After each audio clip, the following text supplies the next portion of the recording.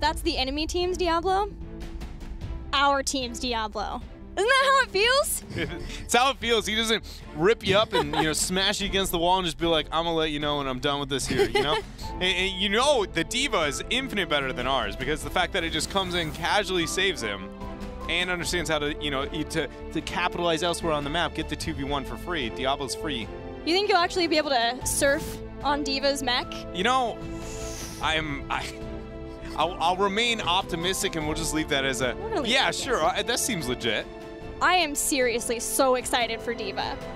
I'm more on the Genji hype. I'm on the Genji hype train a lot more than I am onto the D.Va. I'll be honest. I just feel like the impact that he could have is really devastating for the competitive scene in a positive and negative way, depending on, how it works out with the synergies of every other hero in the game. But right now, he's just so fun because you just get to go in and you get to go out, and you don't get to do one or the other if you aren't just doing well. You know what I mean? When you're doing good, you can feel it, and when you're doing bad, you can feel it. Yeah. And that's really satisfying.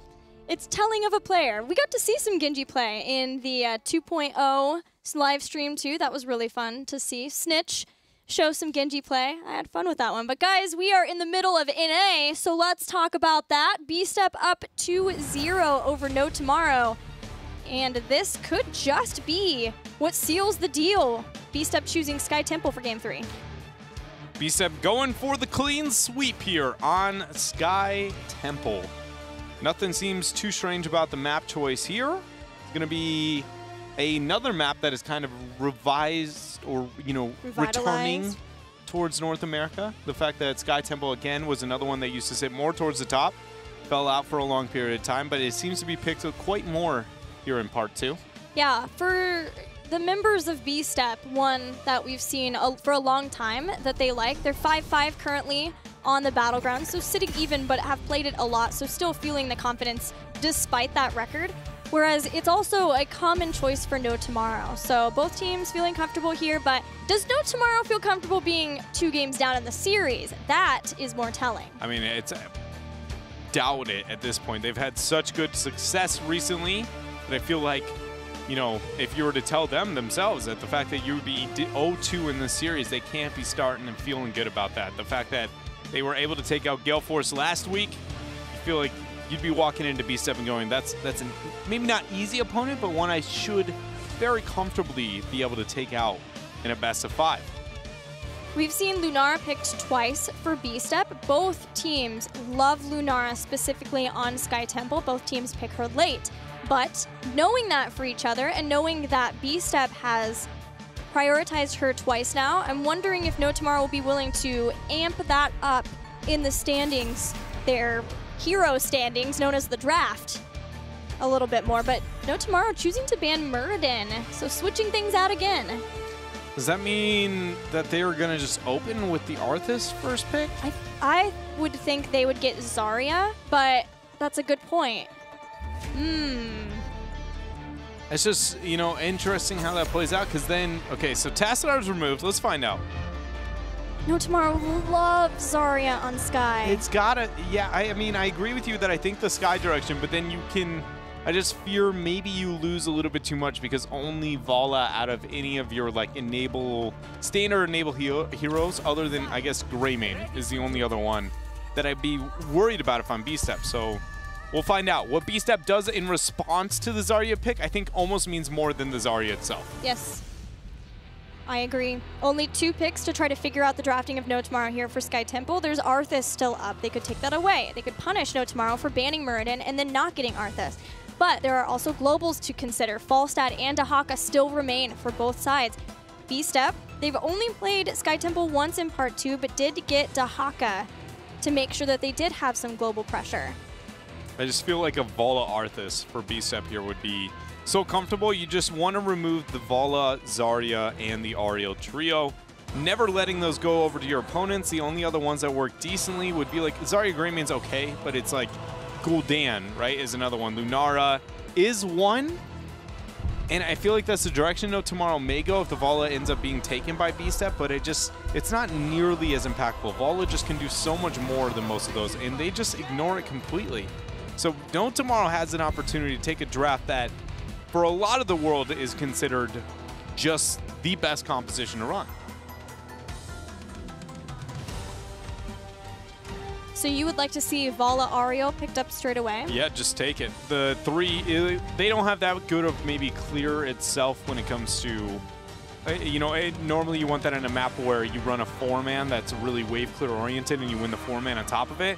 But it's still so impactful on a skirmishing map like Sky Temple. It's very, very good. Unlikely for you to lose any of the shrines. You are going to struggle when it comes to some of the macro play, but there's only about 10 minutes of macro at most you really have to worry about on Sky Temple. I believe they will probably get Vala, but I don't think that No Tomorrow will pick Auriel here. Could be wrong. They may change things, but in general, No Tomorrow do not get their support before second bans unless they want Malfurion. Yeah, that makes, you know, a lot of sense, and they, in fact, let it go through. They pick themselves up the Arthas. No Tomorrow, another terrifying draft so far. Do we see B-Step actually ban out the Auriel? Because what B-Step has managed to do with their draft is they've got the Lucio before anything else. They can ban out the Malfurion, pick up the Auriel, and run into a double support. And just completely just screw No Tomorrow for not picking the Auriel up. They could, although they told us that was old school B-Step. We don't play that style of B-Step anymore. That is true. Then if that's the case... But it is tempting. Yeah, it is. And, you know, if that is the direction they move, I would like to see... I still think the Malfurion's impact is just too great. Just period. You know, you still should look to be removing that, even if you aren't going for the support choke. They instead ban out the Auriel. No Tomorrow already looking at Lunara. They understand. Quick ban for Lunara to cripple the damage possibilities for B-Step in this round. So with Lunara removed, the standard go-to here for B-Step. For backline... Falstad's still up. Yeah, it's just got to be more on the globals. I'm thinking either Falstad or Tychus. Tychus because they know that No Tomorrow is almost certainly getting a third warrior. Unless No Tomorrow wants to play Sky the same way they did versus Gale Force and get Zeratul instead. Like Zeratul Malfurion, but Tychus is maybe a possibility there, but Falstad too, and Greymane. We go Greymane Tyrael for B-Step. Huh. That's a duo that Freedom played well on Sky. Yeah, they did, and it's an amazing duo. I just didn't really see that the direction that B-Step's going to go, but they feel very comfortable on a lot of those heroes. There goes the Malfurion that, you know, No Tomorrow was able to pick up by the fact that they forced either a Malfin or Auriel ban, and B-Step went towards the Auriel. What is the last pick, though, here? Falstad is still a thing. To match the global of the Dahaka on the side of B-Step, to be able to have a little bit more boss control, it fits their comp very, very well. It does, but not their general hero pools. Not saying they can't play it, just saying they wouldn't normally. This would either be a third warrior, but Dahaka's gone. So a Casanova pick in some regard. Oh, they're going to do it. I honestly just expected you to shut me down and be right. That's weird that I was right for once. It's good. It shows the adaptation, the shifting, the flexibility that No Tomorrow are able to bring. Rather than worrying about their comforts itself, looking more towards their draft and their composition. It makes a lot of sense to see the Falstad picked up.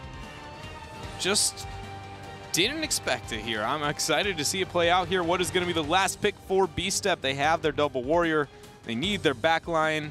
Generally, Tyrael would be played by K1 Pro, but so would Dahaka. So Kaf probably playing one of those unless B-Step's going to play triple warrior here. No way. There's no way you would go out of your way to pick another melee into that last pick Falstad. Like, that's my first thought. You know, maybe I would just go with a standard backline, consistent, reliable DPS. Tychus still up. Zeratul. Talk about a just dive comp out of B-Step here in this game. No Tomorrow has once again very powerful draft. So does B-Step here in this final game, but theirs is a lot harder to execute with the timing of all their crowd controls, with their limited damage between the Tyrael and the Dehaka. It's just they're putting a lot on being on the same page here in this what could be final game. Yeah, you've got Void Prison, but then Tyrael Greymane is already a difficult one to execute unless you've got the good coordination between the teammates, because the Sanctification needs to go down where you want Greymane to dive so he gets the full usage of those 3 seconds of invulnerability to be able to take someone out. There's going to be a lot of protection for the backline of No Tomorrow. Heals from Malfurion, Twilight Dream against that kind of dive, and there's Gust to be able to slow things down, besides the fact that you have Arthas who can sit on somebody and Zarya shielding. So both sides have these coordinating type heroic abilities. It comes down to who can execute those the most, and of course, because it's Sky Temple, who can steal the bosses. Yeah, that is going to be a lot of it. I do feel like No Tomorrow's comp is extremely forgiving, though, compared to that of B-Step. So I feel like if B-Step manages to, you know, with the final pick of the fall set, if they do manage to win this game, I feel like, you know, is beyond worth it, showing that they can pick a very, very difficult draft to be able to run, not have a major advantage in anything other than just being able to execute the draft well. And if they come out on top, you know, a well-earned series, I feel like, for them in this game number 3. Both No Tomorrow and B-Step making adaptations in their play as we know them. Let's see who reigns supreme here on Sky Temple.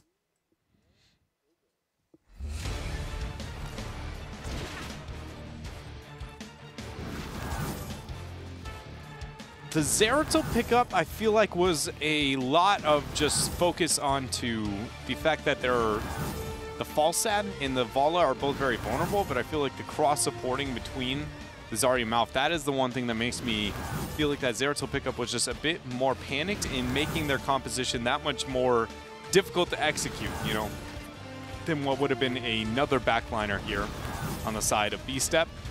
You're going to have to make things work, show that they have a lot of lockdown, because this is, you know, we see teams that have lockdown compositions, and sometimes it just looks unstoppable. It really does. You're just like, well, there goes the first crowd control, here goes the second, and how do you stop this? But other times we watch it, it comes down to just looking like nothing can ever die, period, right? It comes down to how effective you are when the CC lands, and then how well you can chain them together with the next.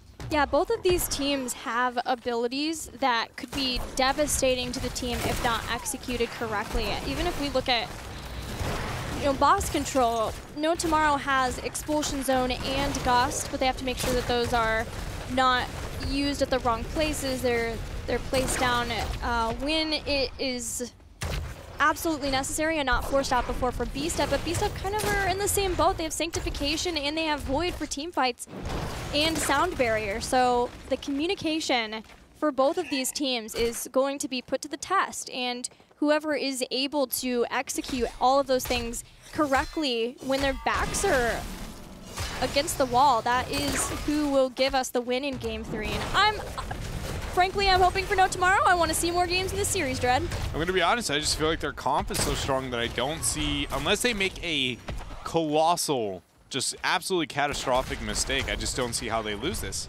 With the Zarya, Vala, Malf, and then having the Arthas and Falstad for not only more heroes that are very effective on their own, but then having solid CC, it just feels like No Tomorrow really has to make the mistakes. I mean, but like I said, B-Step does have a draft where they can force the issue, they can dive and be extremely aggressive, and they're successful with that at all because of the Holy Grounds, because of the movement speed from Lucio and the Void Prison of Zeratul.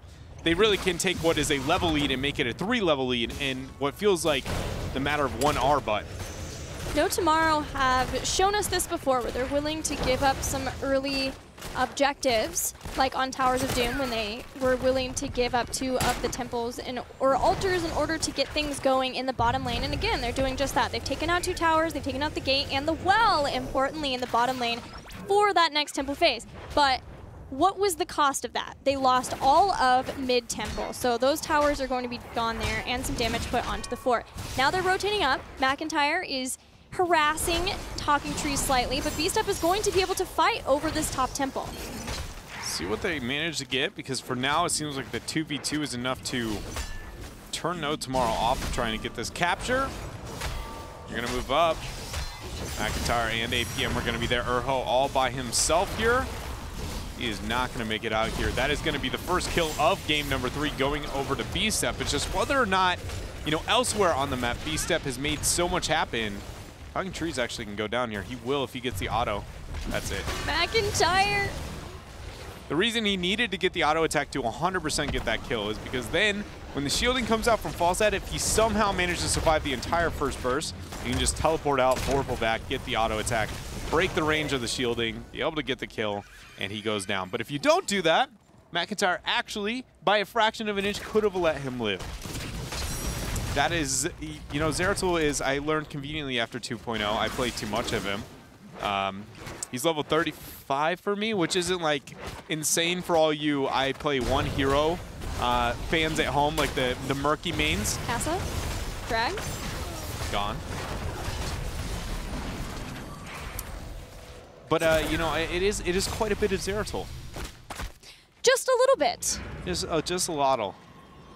You know, we're bringing that one back. It's good though, because you can talk us through exactly the right plays that McIntyre needs to make here. It's just a combo of abilities. He's a very interesting hero. On like, it's intricate. You have about 20 different ways to approach legitimately every skirmish, and out of those 20, only one is the best. And trying to figure that out in a quick amount of time and then executing it properly.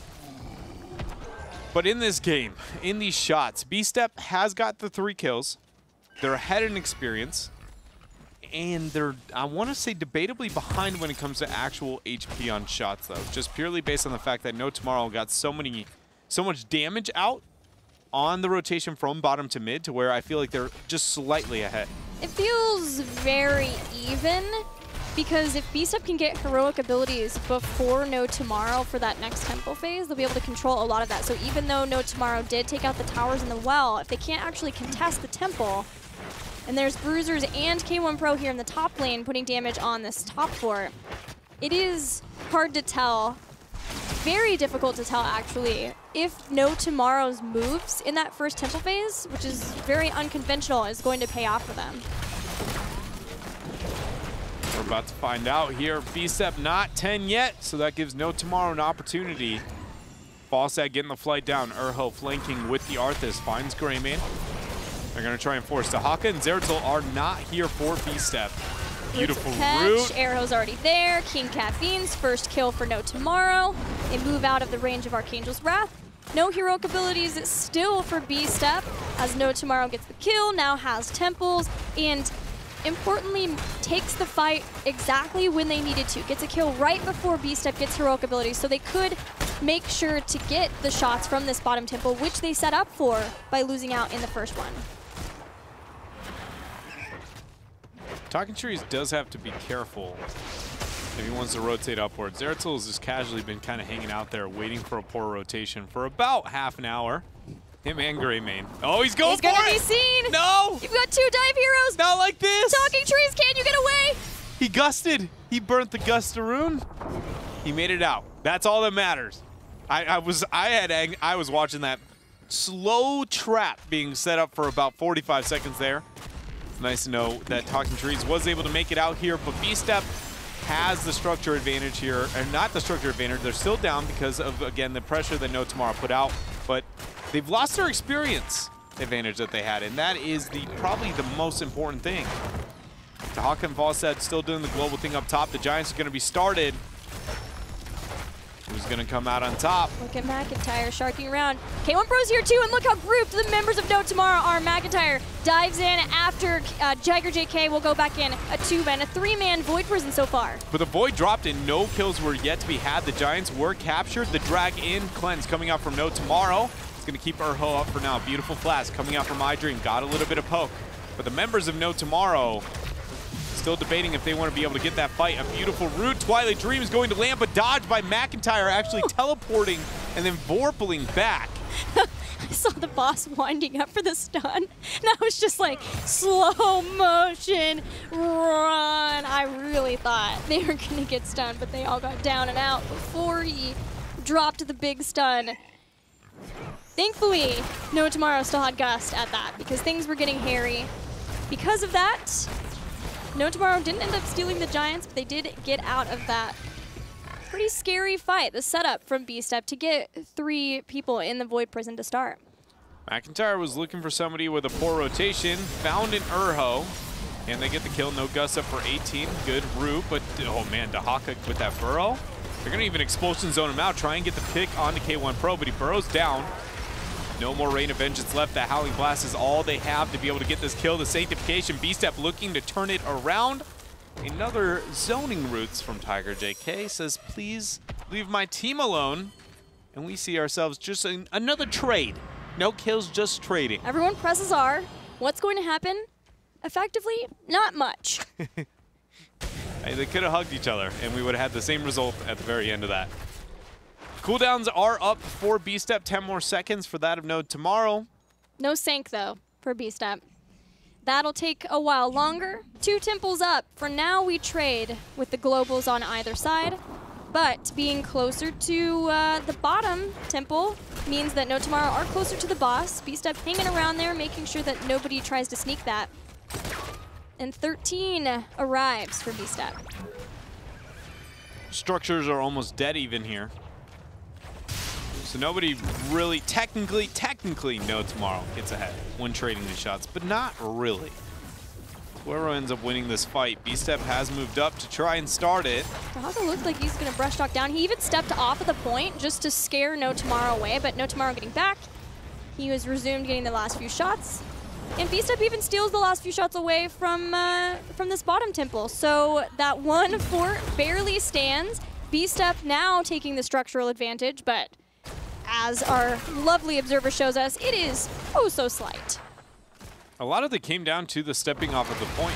You know, the fact that they didn't have that vision allowed them to be in a position to question whether or not the Dahaka had made its rotation. Otherwise, that would have been a very comfortable fight to force. Smart plays. Yeah, I love anytime we see a team abuse Fog of War like that. The lack of information and the expectations you can bank on of your opponent, and that allows B-Step to... it feels unjust calling it an advantage. You know, when it comes to the core health. Obviously, when it comes to that fort and structure health. Yeah. Obviously, B-Step's got the advantage when it comes to the experience itself, but when it comes to the HP of their structures, they technically have what is a mere sliver of that top fort. Is there anything smaller than a sliver? See, minutia dude, of an advantage? That is a Dad Knot question. Dad Knot has the best words for the weirdest things, just period. Especially if it's like, if it is just it's a thing, right? You don't have a name, especially if it's used to fix anything, like a rare type of tool that you just look at and you don't have a name for right out the gates. He's got about 30 or 40 of those. Like a whatchamacallit? Kinda, right? But it could be a Huvid. It could be a, we need to instigate a Dad Knot word of the week. There are a lot of Huvids in this world. You'd be like, oh, the Huvid over there, you know? But, you know, he's got like legitimately a list of 20 different ones he'll drop on you. Does it work? Do you know what he's talking about? Yeah, usually you do. Most of the time it takes about one word and you'll be like, oh, what? And he'll say it again and you'll be like, oh, obviously that's whatever this crazy thing is in front of me. Maybe that was his way subtly of teaching you about context clues. Could be. Adulting 101. Just be, you know, vague as heck and just try and make them guess everything, and eventually you call that adulting. Dad Knot lesson #1 for all of you guys at home. Hopefully we'll get more as HGC progresses.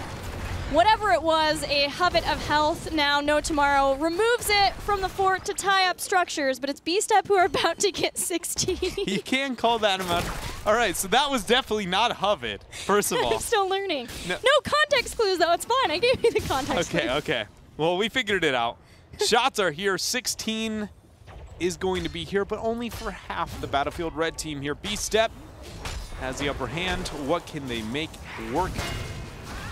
Oh, Vorpal? No Vorpal. So that is going to be Talking Trees making it out here, costing him the Gust, but honestly worth more than his life.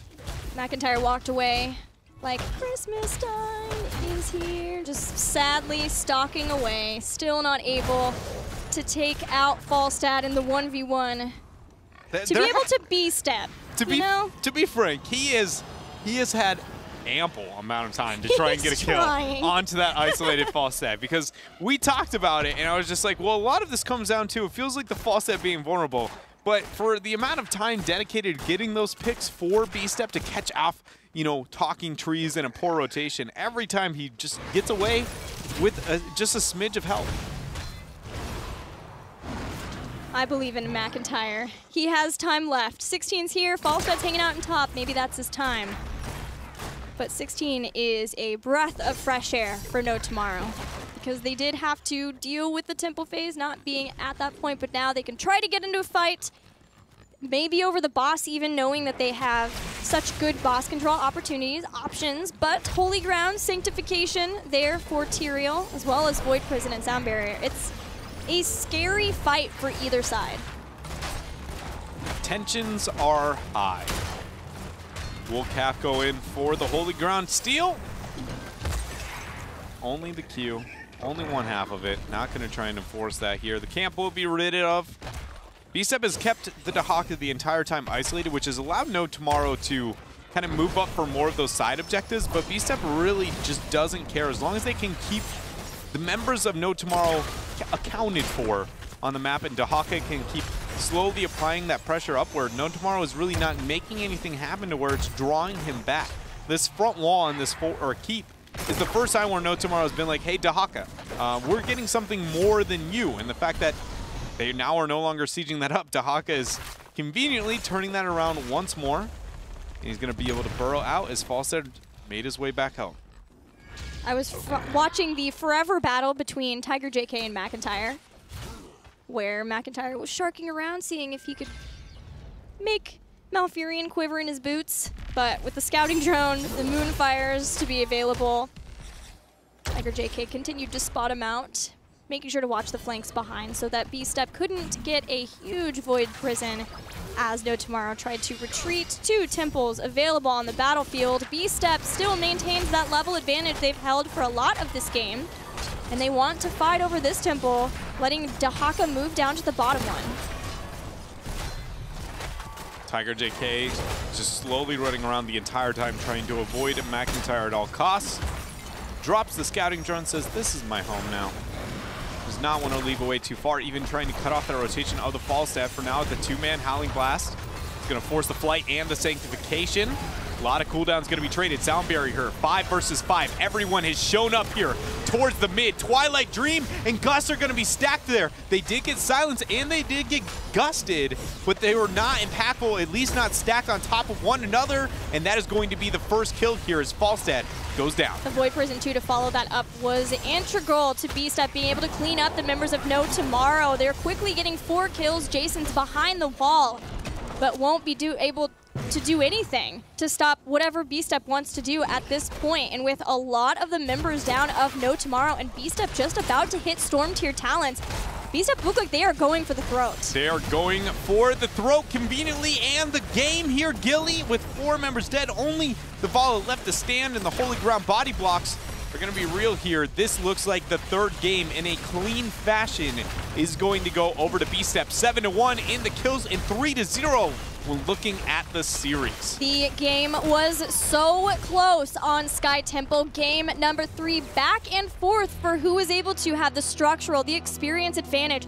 But B-Step, like with the other games, maintained a clear hold. And in the one team fight that mattered for them to be able to close things out, that's where it came down. The Twilight Dream and the Gust, like you said, went out at the same time, but the Void Prison was amazing at allowing King Caffeine to jump in after that and be able to just drop down, get kills, and then chase them all the way back to the base. It does seem like B-Step is not only accepted that they are more of a late game team, but it feels like they are better even in the late game here today than they were even last week. You know, they managed to lose the early games really, really hard. Can they make it in the late game? And once in a while they were able to, eventually barely winning the series. But now it feels like the early game is not only is it just not bad, it's actually good, but then their team fighting in the late game is even more dominant than it's ever been. These fights aren't very close, to be honest. They are almost always a 5-0. You know, it isn't this, ooh, the trade's going back and forth here. B-Step just goes, all right, we're done.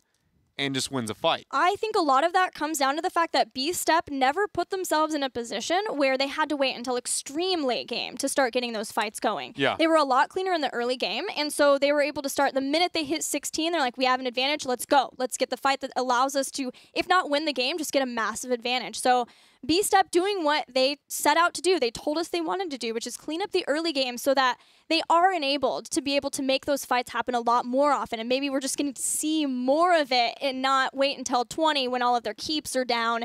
And they're like, hey, why don't we just 5-man mosh pit now? Yeah. They have found themselves a little bit more time, which has allowed them to seem more dominant in their team fights than maybe they actually were. And it's awesome to find, to be able to see this. It only kind of makes my questions of where does North America land after all the craziness of part number 2. So far, it just feels like it's still up in the air. That's all that did. Just pushed it a little bit farther to be able to fall back down whenever it decides all this craziness in the mix-up in the mid, because I very much was like, after taking out Gale Force Esports, there is no way No Tomorrow can struggle here. And then they proceed to get 3-0. Questions upon questions. That's all we get. For North America. No answers just yet, but congratulations to B-Step. This is a very big momentum swing to them. I knew that they were wanting to make sure they won this match because they're on a new patch next week, and who knows how that'll go for them.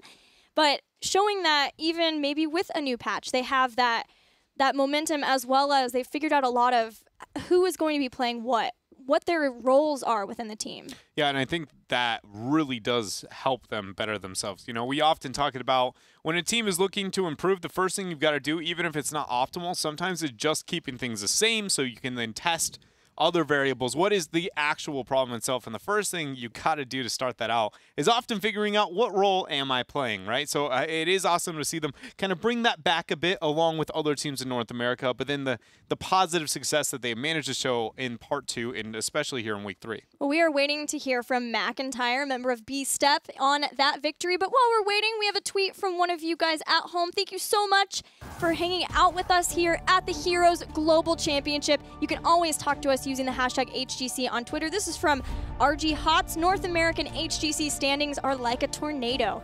Fascinating to watch, but wild and uncontrollable. As somebody who grew up in Kansas, can confirm it is wild.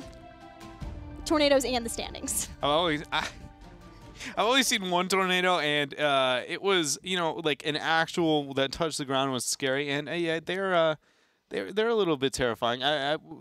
You were in the middle of Tornado Alley, right, Nebraska? I've been in the middle of many tornadoes, not inside of them, but many a times I've had to just hunker down in the basement, ride it out. Do you have the sirens? Oh, yeah. The whole city siren. I just didn't know if that's a universal staple across most of it. Yes. Yeah? Every single town. Yeah, I don't know why we're talking about this. I just got distracted by your tornadoes because now I know the middle of North America's standings are absolutely uncontrollable, so much so that I honestly don't have much to contribute to that conversation anymore other than it's just all over the place. Look at it. This last series only made it that much harder to figure out. Oh, my. 6-4 is Teammate. 6-5 is B-Step. Teammate's going to play tomorrow versus Superstars, who are at 4-6, tied with Team Freedom 4-6. This is ridiculous. And you know what that did even more so for the conspiracy theory we threw about Superstars and No Tomorrow is now just kind of out the window.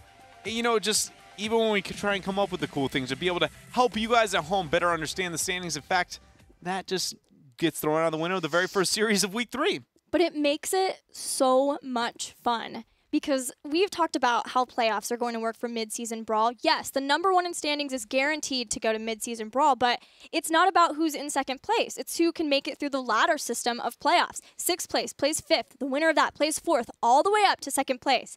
Of course, you want to be as high as you can in standings. If you're at 2nd place, you only have to play 1 series. You are relatively safer. You would think maybe that will be the difference of you being able to make it is you don't have to play through so many matches. You won't have your play scouted out throughout those playoffs. But here, because we have seen upsets on everybody, even though tomorrow over Gale Force Esports, it could be anybody's spot. Yeah, it just legitimately puts it into a position now after what we've experienced here, especially that last one, not kind of sealing any of those questions, only opening more boxes, really puts us in a position to where the 5th place team, or even the 6th place team that we've experienced there, if we took our standings even right now, is taking games off of the 2nd seeded team, meaning that every single team in that area, in theory, should very comfortably be able to take series off the next, making this a legitimate just death match. You know, normally when we see this format, you think about it and you're like, I get where you're going with it, but I'm worried about once we start it like halfway through, then it's going to get really good.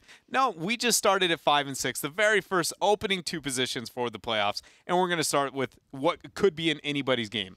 And talking about Midseason Brawl, there is the first team qualified for Midseason Brawl from the SEA region. Congratulations to Conbox SEA, who have some 4 ex-members of Imperium Pro Team who played and represented the region at BlizzCon. They've been really successful as a group of players, and the fact that, you know, one thing about Southeast Asia when we talk to these players, whenever we get to meet them at any of the events, is the fact that they actually get to scrim against not only the Chinese but then Korean teams as well. Really helps them as one of the, you know, the regions with that we typically have lesser representatives, and it really enables them to try and grow as a group of players. Every single time they come back, it feels like they are miles ahead of what they were the tournament before. Yeah, it's very exciting to see them be able to reclaim their title, those players. Congrats to them. We'll let you know as more teams qualify for the Midseason Brawl, but King Caffeine is now ready for us to talk to our victors. Hey, Calf, congratulations. A 3-0 victory. Did you guys feel it would be this dominant? I know when I talked to you, you said no tomorrow. You're scrim partners, so you weren't sure how it was going to go. Yeah, we had an idea that it was going to be this dominant. Like I said, we've been practicing against them a lot, so we kind of knew what they wanted to draft, and we opened up kind of just taking away their comfort picks. That ended up working to our advantage in the 3rd game, where they ended up, you know, banning those heroes away from us, and then we had backup plans as well. So. Which was more important for you guys to be able to take away? Was it the Lunara or the Muradin? I'd say the Muradin was more important. Urho plays a really good Muradin. He's extremely scary on that hero, and we just didn't want to have to deal with that. Plus, we know you might be okay with playing Muradin here and there. Yeah, you know, it's my favorite hero. No big deal. Dred? So you guys obviously have had a tone of kind of, you know, lose out the early game, wait till the late game, and then be able to turn things on and win a fight. If you're going to win the game, it's always while being behind for the first half. But in this series, you were actually the more dominant team for the first part of almost every single game. We know you guys have put focus onto your early game. What do you think you changed that has made, you know, the first 10 minutes of the game a lot easier for BSEP? Yeah, it wasn't really our plan before to be so far behind in the early game and come back in the late game. It just kind of happened. So what this is showing right now is just a lot cleaner play from us. We weren't feeding early, which was our biggest issue. We also had a little uncomfortability on heroes. Like, you know, we switched K1 Pro from range to melee, and this series kind of solidifies him in